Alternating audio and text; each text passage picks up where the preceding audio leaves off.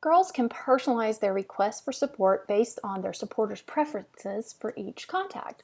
The most popular option is still sending emails, with over 58% of our sales coming in through this channel. Next up is social media.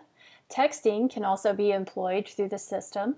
And we have printable business cards and door hangers that are also effective leave-behind tools. You'll be asked to enter email addresses upon setting up your account. But should you choose to add additional email addresses during the program, that's super easy. You can add contacts either manually, using first and last name, as well as a greeting, such as Grandma or Auntie A, and include their email address. You can also upload address books from any of the service providers shown here. You'll want to make sure when you're utilizing email that you do pay attention to the option for girl delivery. The box is checked. That means that customer will have the opportunity to order products from their favorite Girl Scout that will be delivered by the girl.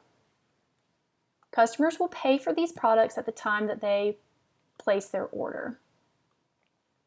If girls want to share their site, they can utilize the functionality here.